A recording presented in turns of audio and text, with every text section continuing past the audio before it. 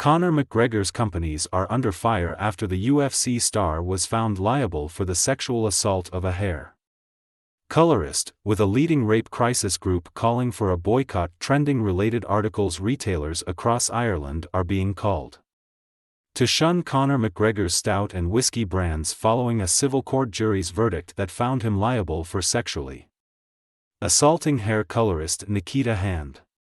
A prominent rape crisis organization has declared that no store should endorse the products of an individual held accountable for such misconduct. This development emerges shortly after a High Court jury granted Ms. Hand up to €250,000 in damages, stemming from her allegations that McGregor raped her in the penthouse suite of the Beacon Hotel in Dublin back in December 2018. Cleona Sedleir, the executive director of Rape Crisis Network Ireland, has urged shops to reject the disgraced UFC fighter's forged stout and proper No. 12 whiskey brands, stating, "The companies making money from his alcohol and other products need to look at whether they want to align themselves with a man found by a civil jury to have sexually assaulted a woman." She further commented, "They need to stop promoting him and distance themselves. €250,000 won't dent his finances, but the public can play a role here in expressing disapproval for anyone that tries make money with a man who engaged in that despicable behavior." Despite the controversy, McGregor's proper No. 12 whiskey, which he sold in 2023 but continues to represent, along with his forged Irish stout, are available in supermarkets and off-licenses.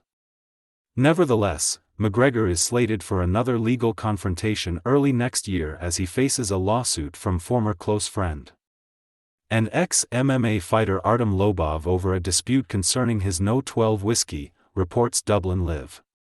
The Dublin-based Russian businessman, boasting a master's business degree from DCU, asserts that the concept of McGregor's whiskey brand was an original idea of his own making.